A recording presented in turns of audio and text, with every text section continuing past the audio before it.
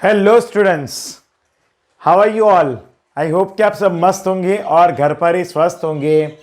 तो हम लोग ने चैप्टर नंबर 2 को शुरू किया और काफ़ी लगभग 5 से 6 वीडियो लेक्चर्स को हम लोग ने कंप्लीट किए हैं अभी तक।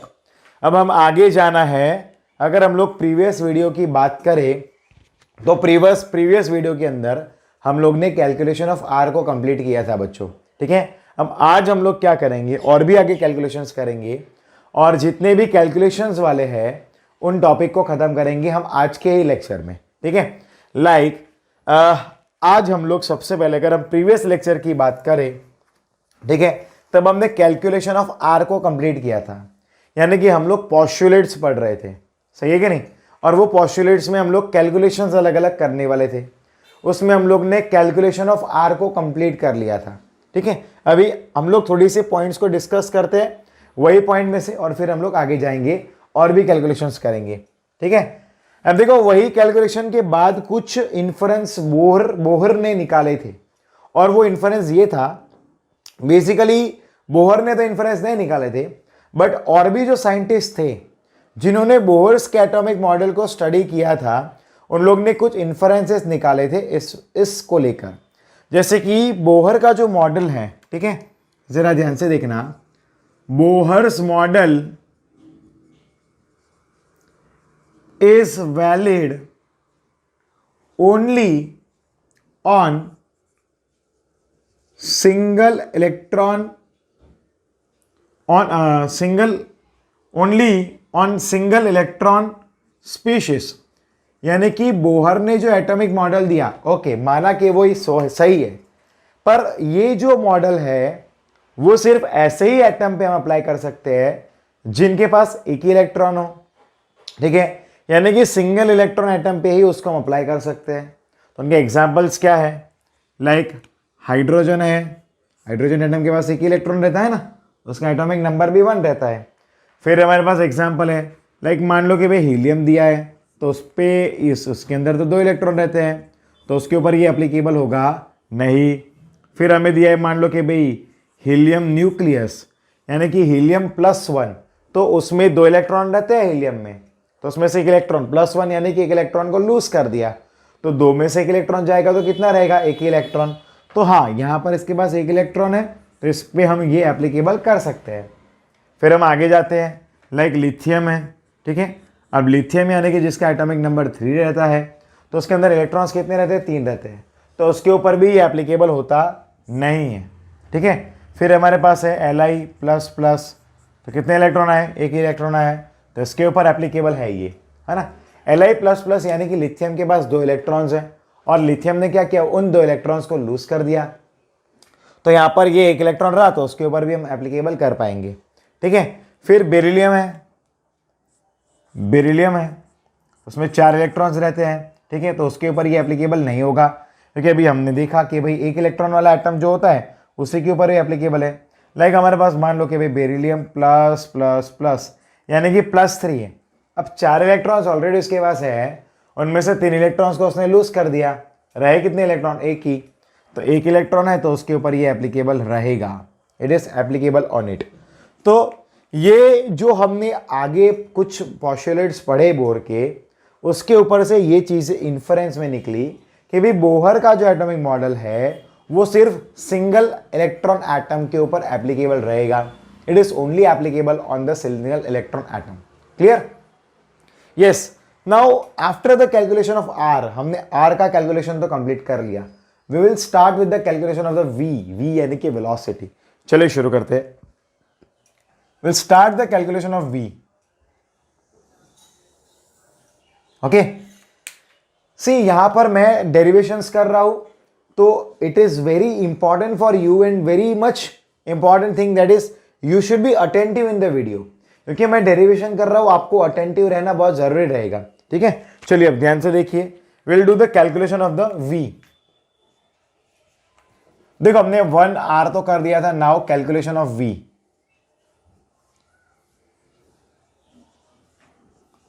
V यानी कि हम लोग यहां पर स्मॉल v लिखेंगे, है ना, क्योंकि स्मॉल v का मतलब ही वेलोसिटी होता है।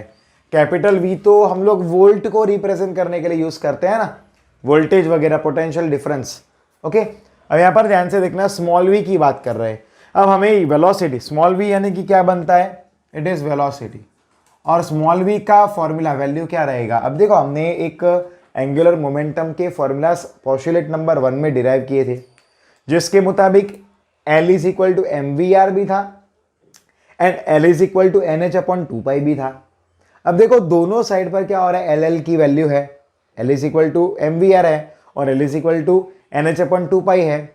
तो हम क्या करेंगे, उन दोनों वैल्यूज को कंपेयर करेंगे। अब वही वैल्यू को क्यों कंपेयर किया मैं बताता हूँ, जरा ध्यान से देखना। लाइक यहाँ पर we have taken mvr equal to NH/2π, ये हमने ऑलरेडी आगे पढ़ लिया है। अब मैंने यही फॉर्मूला को क्यों लिया, आपको ये भी क्वेश्चन होगा। तो आप खुद से सोचिए कि मुझे ढूंढना क्या है, वेलोसिटी है, ठीक है। तो मुझे ऐसी ही कोई इक्वेशन लेनी पड़ेगी जिसके अंदर वेलोसिटी का टर्म अंदर प्रेजेंट हो, वेलोसिटी का टर्म वहां पर मौजूद हो। वही टर्म से मैं क्या करूंगा, v यानी कि वेलोसिटी को सब्जेक्ट बनाऊंगा और फिर मैं फॉर्मूला को फॉर्म करूंगा, ठीक है। लाइक यहाँ पर mvr इक्वल टू NH/2π तो हो गया है, बट यहाँ पर एक और चीज हम लोग ने एक और चीज गौर की थी, दैट इज यहाँ पर r की जो फॉर्मूला हमने डिराइव की थी, मैं पहले r लिखता हूँ, इसको इक्वेशन नंबर 1 लिख देता हूँ, ठीक है। ये हमारे लिए इक्वेशन नंबर 1 है। अब हमने आगे r की वैल्यू कौन से डिराइव की थी, तो r इज इक्वल टू था, that was n² h²ε0 upon pi m z²। ये फॉर्मूला हमने r की डिराइव की थी। हालांकि आगे की फॉर्मूला में मैंने क्या किया था, कुछ वेरिएबल टर्म्स जो होते हैं, ठीक है, कुछ वेरिएबल टर्म्स जो होते हैं उन टर्म्स को साथ में लिया और जो कांस्टेंट टर्म्स थे उनको साथ में लिया, उस तरह से अरेंज किया था। बट यहाँ पर मैंने मिक्स किया हुआ है, कोई बात नहीं है। अब देखो r की वैल्यू तो फॉर्मूला तो हमें पता है, अब ये जो r की वैल्यू है उस वैल्यू को हम यहाँ पर तो रख ही सकते हैं, करेक्ट। जरा ध्यान से देखना, क्या आएगा, mv इंटू क्या आएगा, n²h²ε0 upon pi m z² equal to क्या आएगा, NH/2π। अब यहाँ पर जो भी कट आउट होता होगा उनको हम कट कर देंगे, ठीक है। अब यहाँ पर ये स्क्वायर और ये n कट हो गया, ये स्क्वायर और ये h कट हो गया, ये पाई और ये पाई कट हो गया, है ना। अब रहा क्या, तो मुझे सब्जेक्ट बनाना है v को, क्योंकि मुझे v की वैल्यू फाइंड करनी है, वेलोसिटी v। मैं यहाँ पर लिखता हूँ वेलोसिटी v, ठीक है। तो ये सारे वैल्यूज जो है उसको वहाँ ले जाओगा।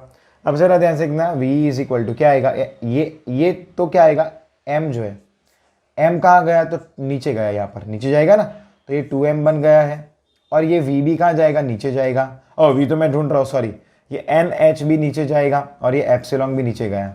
समझ में आया, ये जो वैल्यूज है वो ऊपर जाएंगे, दैट इज mze²। ये मुझे v का वैल्यू मिल गया। अब मैं एक काम करता हूँ, इसको मैं थोड़ा सा एक काम करते हैं, we will make it as a subject. अब देखो यहाँ पर एक और चीज़ हो सकती है कि भाई ये mm भी कट हो जाएगा, वैसे तो इधर ही कट होना चाहिए, बट कोई बात नहीं। अब v इज इक्वल टू आएगा, that is z² upon 2 NH/0, z² upon 2 NH/0, है ना, ये मिला।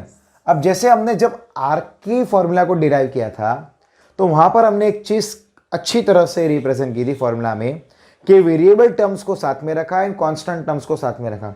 वही चीज हम यहां पर भी कर सकते हैं v की वैल्यू फाइंड करने के लिए। तो यहां पर v क्या बन जाएगा, एक सेकेंड, मैं थर्ड पार्ट यहां पर बनाता हूं बोर्ड पे।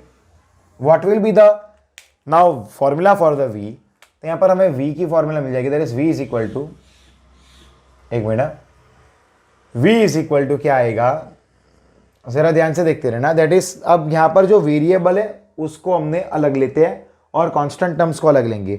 अब कांस्टेंट टर्म्स कौन से है, तो वो e² है अपॉन 2 भी कांस्टेंट में आएगा, h भी कांस्टेंट में आएगा, एप्सिलॉन भी आएगा।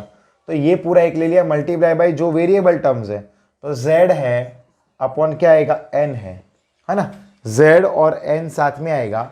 और याद रखना, जब भी हम वेलोसिटी का वैल्यू मिलता है तो वेलोसिटी का यूनिट क्या रहेगा, तो वेलोसिटी का यूनिट जो रहता है that is metre per second. तो यहाँ पर ये क्या रहेगा, that will B metre per second, है ना। तो वेलोसिटी का फॉर्मूला क्या रहेगा, that is metre per second रहेगा। ये तो क्लियर है हमें, ठीक है, क्या रहेगा formula, that is metre per second. ये हमें v का फॉर्मूला मिल गया है, ठीक है, एक बार मैं इसको एक न्यूमेरिकल करवा के फिर पूरा समझाऊंगा, रिवाइज करवाऊंगा, तो सब लोग ध्यान से देखना। अब ये हमें इसका v का फॉर्मूला मिल गया। अभी इसके आगे भी कुछ और भी हमें डिराइव करना है कि ये पूरे का जब हम सबका वैल्यू रख देंगे तो हमें वैल्यू क्या मिलता है पता है? तो उसका वैल्यू होता है दैट इज 2.18 इंटू 10⁶, 2.18 इंटू 10⁶, ये पूरे का वैल्यू हमें मिलेगा वो 2.18 इंटू 10⁶। और फाइनली हमें क्या मिलेगा? इंटू Z/n, ठीक है, ये nth कर रहे मीटर पर सेकेंड, ये हमें फाइनल फॉर्मूला मिलेगा।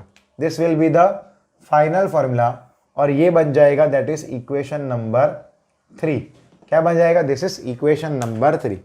ये Vn इज इक्वल टू, ये फाइनल मिला। अब हम क्या करेंगे? Z यानी कि कोई भी एलिमेंट का एटॉमिक नंबर, और n क्या है कि वो कौन सी ऑर्बिट की हम बात कर रहे हैं। वो इलेक्ट्रॉन है बट कौन सी ऑर्बिट में है? पहली ऑर्बिट में है, दूसरी ऑर्बिट में है, तीसरी ऑर्बिट में है, कौन सी ऑर्बिट की बात कर रहे हैं वो हमें चेक करना है वहां पर। ओके, क्लियर है? चलो एक न्यूमेरिकल करते हैं तो हमें क्लियर हो जाए जरा, ताकि आपको एकदम फंडा क्लियर हो जाए इसका।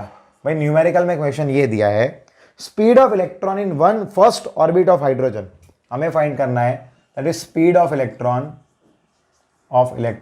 In first orbit of hydrogen atom. Hydrogen atom के फर्स्ट ऑर्बिट का हमें क्या फाइंड करना है? तो उसके स्पीड फाइंड करना है, ठीक है ना। चलिए करते हैं। लाइक यहाँ पर हमारे पास Vn है इज इक्वल टू 2.18 इंटू 10⁶, क्या आएगा? Z/n मीटर पर सेकेंड आएगा, ठीक है। यहाँ पर H हाइड्रोजन है तो हाइड्रोजन का वैल्यू क्या होगा? 1 होगा, ठीक है। क्या आएगा? Vn equal to 2.18 into 10⁶ into 1 upon, यहाँ पर कौन से ऑर्बिट की बात की इन लोग ने? फर्स्ट ऑर्बिट की, तो यहाँ पर भी 1 आएगा मीटर पर सेकेंड। तो ये V1, सर ये Vn की जगह पर 1 लिख देने का, क्योंकि n की वैल्यू क्या ली हमने? 1 ली है। तो V1 is equal to 2.18 into 10⁶ metre per second. ये इलेक्ट्रॉन के पहले शेल के अंदर, ये हाइड्रोजन के पहले शेल के अंदर इसकी इतनी स्पीड रहती है इलेक्ट्रॉन की। ये इलेक्ट्रॉन की स्पीड हो गई बच्चों, क्लियर है? This is the speed of the electron. Okay, clear हो आप लोग को कैलकुलेशन ऑफ V? चलो एक बार हम लोग रिवाइज करते हैं, फिर हम आगे बढ़ेंगे आगे के टॉपिक के ऊपर। बोहर्स एटॉमिक मॉडल जो है, उनके अलग अलग पॉस्टुलेट्स को स्टडी करने पर कुछ साइंटिस्ट ने ये इन्फरेंस निकाला कि उनका जो ये मॉडल है that is only and only applicable on the single electron atom. ऐसे एटम के ऊपर एप्लीकेबल है जो सिंगल इलेक्ट्रॉन वाला है, यानी कि एक से ज्यादा इलेक्ट्रॉन वाले एटम के ऊपर ये एप्लीकेबल नहीं है। फिर हमने क्या किया? एग्जाम्पल्स लिए, लाइक यहाँ पर एक इलेक्ट्रॉन के अलावा वाले जितने भी एटम्स या आयंस थे यहाँ पर, उनके ऊपर ये एप्लीकेबल नहीं था, बट एक इलेक्ट्रॉन्स वालों पे ये एप्लीकेबल हो गया, ठीक है। कैलकुलेशन ऑफ V की बात की है। अब हमने आगे एंगुलर मोमेंटम के बारे में कुछ फॉर्मूलाज लिखे थे और हमने ये चीज़ को डिराइव किया था। हम वही चीज़ का हेल्प लेकर हम R की वैल्यू को डिराइव करेंगे, ताकि हम वहाँ पर क्या कर पाए, मतलब V की वैल्यू। अब हमने R की वैल्यू को तो ऑलरेडी फाइंड किया था, तो ये फॉर्मूला थी उसकी, और ये वाली फॉर्मूला में हम R को रखेंगे और हम यहाँ पर V को सब्जेक्ट बनाएंगे। तो हमें V का जो ये डिराइव करते करते करते करते ये फाइनल फॉर्मूला मिला, जो हमारे लिए बहुत इंपॉर्टेंट है। अब अगर आप टेक्स्ट बुक चेक करोगे NCERT की, तो आपको डायरेक्ट ये फॉर्मूला दी होगी, वहाँ पर डायरेक्ट ये वाली फॉर्मूला दी होगी, पर मैंने आपको यहाँ पर पूरा डेरिवेशन के साथ समझाया ताकि आपको क्लियर हो। मैंने आगे के वीडियो में भी बताया था कि कभी कभार जेई में, नीट में ऐसा करते हैं कि इन फॉर्मूला के आगे बनी हुई फॉर्मूला के रिलेटेड क्वेश्चंस पूछते हैं, न्यूमेरिकल्स पूछते हैं। तो बच्चों को तो सिर्फ यही फॉर्मूला पता होती है, आगे का तो कुछ पता होता नहीं है, तो वो लोग स्किप कर देते हैं। अब ये चैप्टर काफ़ी इंटरेस्टिंग, ट्रिकी और इंपॉर्टेंट है और ईजी भी है। अब अगर हम लोग ऐसे ही चैप्टर के जेई नीट के क्वेश्चन अटेम्प्ट नहीं कर पाएंगे, तो जो आगे आने वाले टफ चैप्टर्स भी होंगे, 12th के भी चैप्टर्स होंगे, उसमें हम कैसे कर पाएंगे। इसलिए ये पूरा डेरिवेशन के साथ मैं आपको समझा रहा हूँ और आपको पता भी चले कि भी ये डेरिवेशन कहाँ से आया, उसके लिए भी, ठीक है, क्लियर है? ओके, तो ये जब मैं जो भी मैं करवा रहा हूँ उसमें आपका board level, JEE level, NEET level, ये सब कुछ कवर हो जाएगा, ठीक है। तो मैं आपको 1 मिनट का टाइम दे रहा हूँ, आप इसको रीड कर लो आराम से, फिर मैं आपको आगे का एक और मैं आपको कैलकुलेशन करवा रहा हूँ, ठीक है। आप सिर्फ रीड करो, अभी लिखो मत। मैं 1 मिनट इसलिए देता हूँ हर बार एक टॉपिक खत्म होने पर, ताकि आप लोग उसको रीड कर पाओ शांति से, आप समझ पाओ। देखो, हम जब पढ़ाई करते हैं तब अगर हमारा ऑन द स्पॉट क्लियर होता है तो वो हमारे लिए बेहतर होता है। ऑन द स्पॉट क्लियर होना चाहिए, ठीक है।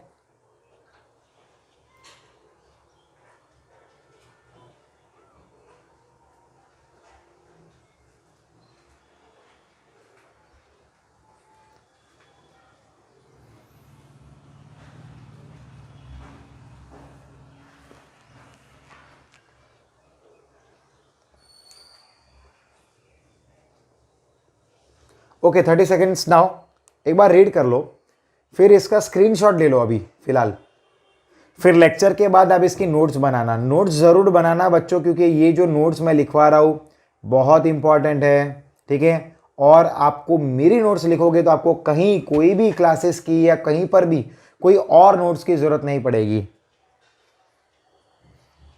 और हम लोग जितना डिटेल में पढ़ रहे हैं, बस इधर पढ़ने के बाद आप बस इधर ही ध्यान दो, आप यहाँ पर मेरे लेक्चर्स पे ध्यान दो।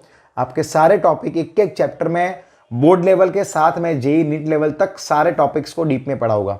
आप अगर टेक्स्ट बुक में कंपेयर करोगे तो बहुत सारी चीज़ें वहाँ पर दी नहीं होती है, पर वो हमारे लिए जेई नीट में काम आती है। जैसे हम लोग ये डेरिवेशंस किया, ठीक है। चलिए अब हम आगे जाएंगे, हम लोग आगे बढ़ेंगे, ध्यान देना ज़रा, ठीक है।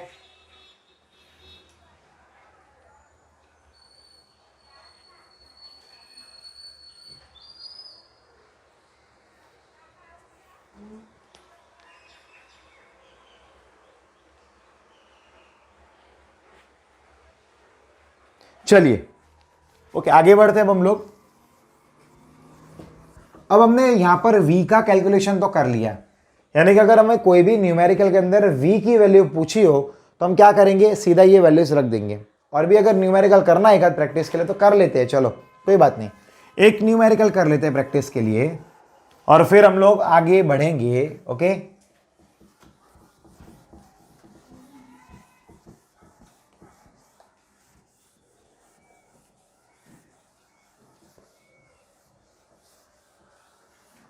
बी अटेंटिव हियर स्टूडेंट्स, एक न्यूमेरिकल करेंगे हम, ठीक है, ताकि आपके लिए प्रैक्टिस थोड़ी सी और हो जाए और आपको थोड़ा फंडा इसका क्लियर भी हो जाए। और फिर हम लोग करेंगे एनर्जी के टॉपिक का डेरिवेशन, ठीक है। आज एक ही डेरिवेशन होगा एक और, यानी कि आज 2 डेरिवेशन हो जाएंगे।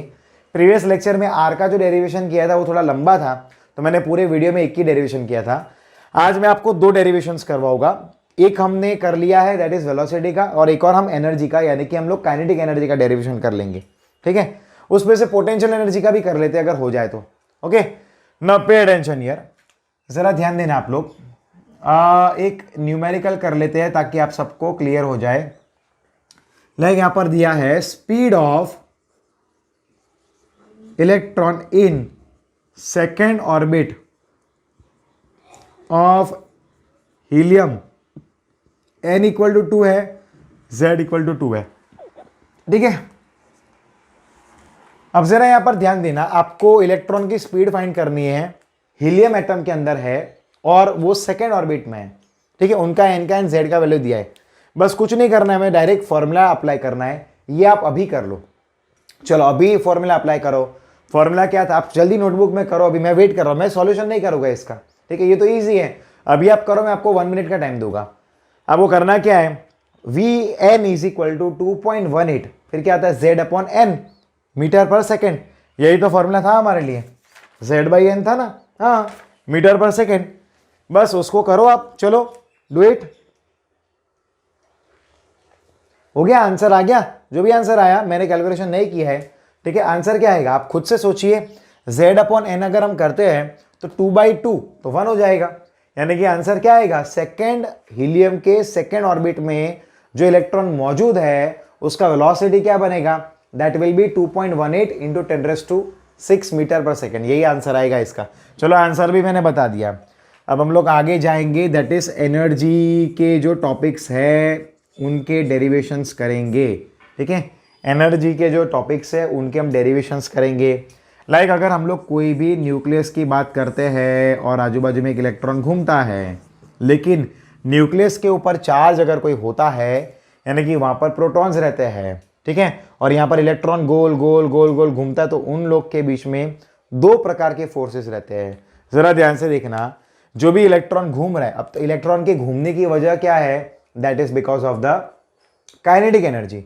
तो उस इलेक्ट्रॉन की 2 एनर्जी प्रेजेंट रहती है, एक रहता है दैट इज काइनेटिक एनर्जी, ठीक है, काइनेटिक एनर्जी, एंड दूसरा होता है that is electrostatic potential energy, electrostatic potential energy. Okay, electrostatic potential energy, ऐसे दो एनर्जीज रहते हैं, kinetic energy and electrostatic potential energy. हमें ये दोनों एनर्जी के डेरिवेशंस करने हैं, ठीक है। सबसे पहले हम लोग काइनेटिक एनर्जी का डेरिवेशन करेंगे। अरे इलेक्ट्रॉन घूम रहा है ना, तो कोई भी आपने 9th में पढ़ा है कि भाई कोई भी चीज़ मूवमेंट करती है तो क्यों कर पाती है, क्योंकि उसकी काइनेटिक एनर्जी रहती है, सही है कि नहीं। एक the energy possessed by the moving object is called kinetic energy. Physics में तो यही पढ़े ना आप लोग 9th स्टैंडर्ड में, अभी भी आप पढ़ोगे 11th-12th में भी फिजिक्स में काइनेटिक एनर्जी के बारे में, ओके। और इलेक्ट्रोस्टैटिक फोर्स जो लग रहा है इनके बीच में, उसके वजह से क्या रहता है, पोटेंशियल एनर्जी प्रोड्यूस होती है, ठीक है। अब देखो काइनेटिक एनर्जी का जो फॉर्मूला है that is kinetic energy K equal to 1/mv²। क्या आएगा, 1/mv²। अब देखो v² की बात की है तो v का तो फॉर्मूला हमने आगे ही डिराइव किया था 1/2m। अब v की फॉर्मूला क्या थी, ZE²/2h∈0n का होल स्क्वायर। अब हम क्या करेंगे, ओपन करते हैं इसको, 1/2m Z² divide by 4h²∈2n²। Okay. अब जरा ध्यान से देखना। अब हाँ, अब जो भी कट आउट होता है उसको कट कर लो आप लोग, okay. Whatever that is been cut out, मतलब जो भी कोई भी कैंसिल आउट हो रहा है उसको कैंसिल कर देने का, ठीक है। लाइक अभी हम लोग एक काम करते हैं, पहले इसको मल्टीप्लाई करके रीअरेंज करते हैं, रीशफल करते हैं सारी वैल्यूज को, जैसे हमने आगे किया था ना कि भाई जो भी कांस्टेंट वैल्यूज है उनको साथ में रखा और जो भी वेरिएबल वैल्यू है उसको अलग रखा, करेक्ट। बस वैसे ही करना है। अब देखो हमने क्या किया, ये आएगा 1/8 इंटू, अब जो भी यहाँ पर वेरिएबल टर्म्स है उनको अलग किया और बाकी सारे टर्म्स साथ में लिए। अब यहाँ पर अगर हम देखेंगे तो हमें मिलेगा me⁴ डिवाइड बाई क्या आएगा, me⁴, फिर आएगा यहाँ पर h²∈², ये टर्म साथ में आया, मल्टीप्लाई बाई क्या रहा, Z²/n², ये टर्म साथ में आया, ठीक है। ओके, इतना साथ में। अब देखो इसके पूरे का हम लोग कैलकुलेशन करेंगे तो क्या वैल्यू आएगा, तो वो 13.6 आएगा। इसके पूरे का कैलकुलेशन करेंगे ना, ये सब की वैल्यू को रख देंगे तो वैल्यू आएगा, ज़रा ध्यान से देखना, काइनेटिक एनर्जी। तो काइनेटिक एनर्जी का इसके इतने पार्ट का वैल्यू क्या आएगा, दैट विल बी 13.6 और ये क्या आ गया, Z²/n² EV, इलेक्ट्रॉन वोल्ट। ये हमें फॉर्मूला मिल गया, ठीक है। ये काइनेटिक एनर्जी का डेरिवेशन हो गया। कितना इजी है, कुछ भी नहीं किया। काइनेटिक एनर्जी का फॉर्मूला हम लोग को पता ही है, जो हमने 9th में पढ़ा है, दैट इज 1/mv²। तो हमने v की जो फॉर्मूला भी आगे डिराइव की थी ना, वो रख के सिंप्लीफाई कर दिया, बस खत्म। उसमें वही किया। देखो हर बार हम डेरिवेशन में कुछ कॉमन चीज़ें कर रहे हैं, हालांकि डेरिवेशन भी उतने लंबे नहीं है, छोटे ही है। बट कुछ लोग क्या समझते हैं, अरे यार डेरिवेशन आया टफ है, समझ में नहीं आएगा यार, इतने टफ क्यों है। बट ये डेरिवेशन तो छोटे छोटे 3 या 4 स्टेप्स के होते हैं और सारे डेरिवेशन एक दूसरे से कनेक्टेड ही, आप देखिए। तो अगर आगे का डेरिवेशन नहीं है तो ये कैसे आएगा, लेकिन अगर आगे के डेरिवेशन आ रहे हैं तो आप ये सारे डेरिवेशन कर पाओगे। चलिए हम लोग potential energy and total energy के डेरिवेशन को भी खत्म करते हैं, ठीक है। चलो ध्यान दो यहाँ पर। अब देखो पोटेंशियल एनर्जी क्या है, कैसे है, तो जरा ध्यान से देखना। उसकी एनर्जी के लिए मान लो कि भाई हमारे पास दो चार्जेस है Q1 एंड Q2 और उनके बीच में डिस्टेंस कितना है, r के बराबर है, और उसका हमें क्या फाइंड करना है, पोटेंशियल एनर्जी। अब देखो उसके लिए फॉर्मूला क्या है, potential energy PE is equal to 1/4ε0 Q1 Q2/r, ठीक है, Q1 Q2/r। अब जरा यहाँ पर ध्यान से देखना कि हम लोग के पास एक क्या है, इलेक्ट्रॉन है, तो उसके लिए चार्ज क्या रहेगा, -e के बराबर रहेगा। और एक न्यूक्लियस है, तो न्यूक्लियस का चार्ज क्या होता है, हमने आगे पढ़ा था ना, Z रहता है, तो वो उसको रखते हैं हम यहाँ पर। तो क्या मिलेगा, potential energy PE is equal to minus मत लिखो इधर, कोई बात नहीं, 4πε0 -e इंटू ZE ये R आएगा। क्लियर है। अब कैलकुलेशन करो, क्या आएगा, potential energy equal to -ZE² 4πε0, ठीक है, R। ये हमें पोटेंशियल एनर्जी की एक फॉर्मूला मिली। अब जरा ध्यान से देखो, जैसे हमने आगे किया था कि भाई जो इंपॉर्टेंट टर्म्स है उसको हम लोग क्या करेंगे, तो यहाँ पर अब यहाँ पर एक चीज़ हमें कुछ करनी होगी, लाइक ओके हमने ये सारे फॉर्मूला तो रख दिए, बट अब हमें R की वैल्यू रखते हैं। अब R की वैल्यू हमने आगे डिराइव की थी, R की वैल्यू होती क्या है, चलो ज़रा ध्यान से देखना। R की फॉर्मूला हमने डिराइव की थी ना सबसे पहली बार, तो हमने क्या डिराइव की थी, तो ज़रा ध्यान से देखना। R हमारे लिए बनता है, that is, but here R is equal to क्या होता है formula, that is n²h²ε0 divide by πm Z²। ये हमने ऑलरेडी डिराइव किया था। अब आर की ये वैल्यू को इधर रखते हैं और जितना कट ऑफ होता है कट ऑफ कर देंगे। अब आप लोग थोड़ा लॉजिकली, मेंटली, फिजिकली प्रेजेंट रहना, बराबर है। ये जो आर की वैल्यू हमने आगे डिराइव की थी उसको मैं यहां पर रखता हूं, तो यहां पर क्या आ जाएगा, potential energy is equal to आएगा minus Z square 4 pi epsilon 0 N square H square epsilon 0। ये पाई, ये पूरा वाला पार्ट ऊपर जाएगा, पाई एम जेड स्क्वायर। जो कट होता है वो कट कर देने का, जो रहता है उसको रखने का। पहली बात तो पाई पाई कट होगा, फिर क्या कट हो जाएगा, बाकी तो मेरे ख्याल से बाकी तो कुछ कट होगा नहीं, सिर्फ पाई ही कट हुआ। अब जो रहा है उसको हम लिखते हैं, जो भी चीजें रही है। तो potential energy is equal to minus Z square E raise to 4, ठीक है, ये तो हो गया। एम आ जाएगा डिवाइड बाई क्या आएगा 4 N square H square epsilon 0 square. अब जितने भी, अब आगे जैसे किया वैसे ही सब में जितने भी वेरिएबल टर्म्स है उसको थोड़ा अलग ले लिया और बाकी सारे टर्म्स को, कांस्टेंट टर्म्स को साथ में ले लिया। क्या आएगा, तो potential energy is equal to minus क्या आएगा, जरा ध्यान से देखना, minus M E raise to 4 divide by 4 H square epsilon 0 square. ये वैल्यू को साथ में मल्टीप्लाई बाय क्या किया हमने, that is Z square upon N square, Z square upon N square आएगा, ठीक है। और ये क्या बनेगा यहाँ पर, तो ये यहाँ पर हमारे लिए बन जाएगा इलेक्ट्रॉन वोल्ट। ये वैल्यू किस में आएगा, that will be in the electron volt. अब यहाँ पर शायद कुछ, ये जरा ध्यान से देखना, शायद, हाँ बाकी तो सब क्लियर है, कोई चिंता की तो बात है ही नहीं। हमारे पास ये फॉर्मूला आ गई है बच्चों, इज इट ओके।